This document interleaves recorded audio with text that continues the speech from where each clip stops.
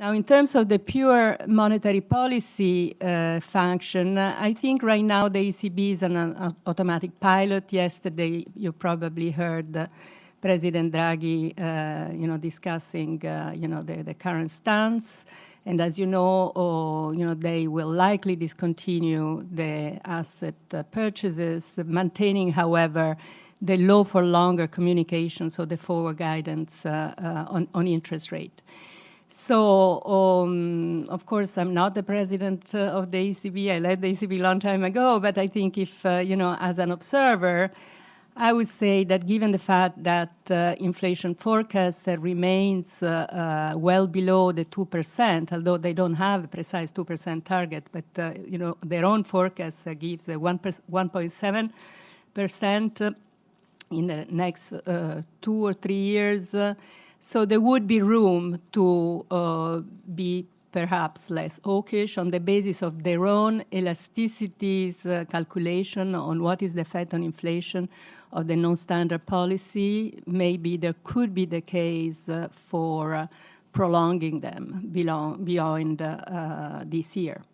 Of course, they remain ready to act. So if you see, in the current framework of communication, they are basically signaling that they will move depending on how the data will come, in the next few months. But they're also signaling that, there is the economy is in a good place. The euro area is now, the recovery is broad-based, especially the labor market numbers have been quite good. There is some element, some signal of wages picking up.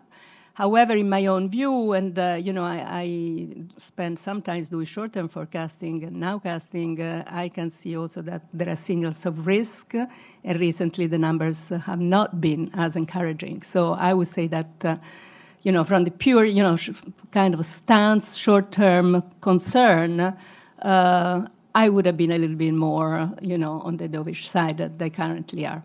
Now, in terms of the big pictures, long-term worries, the question is the euro area and the euro framework robust to a next crisis? And as you know, the response to the crisis has been very painful, and there has been quite a lot of institutional building in the next few years, which I believe have made us more robust, especially for what concerns the banking sector, the banking union, the supervisions, and so on.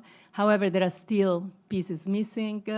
We are very vulnerable to debt crisis in the euro area because countries do not issue their own currencies, so that, the sort of land of last resorts, and that, most countries have their own central banks it's much more complicated in Europe.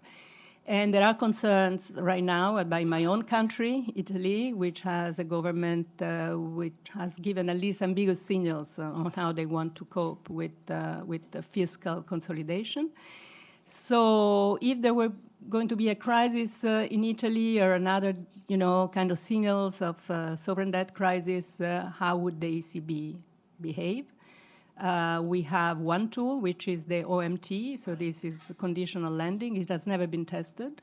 So I think that, the medium-term concern is whether the euro area would be able to, to reform its framework, especially for what concern backstops and lender of last resort, that would make it more robust to the next crisis. Thanks for watching. Be sure to like and subscribe for more videos from Brookings.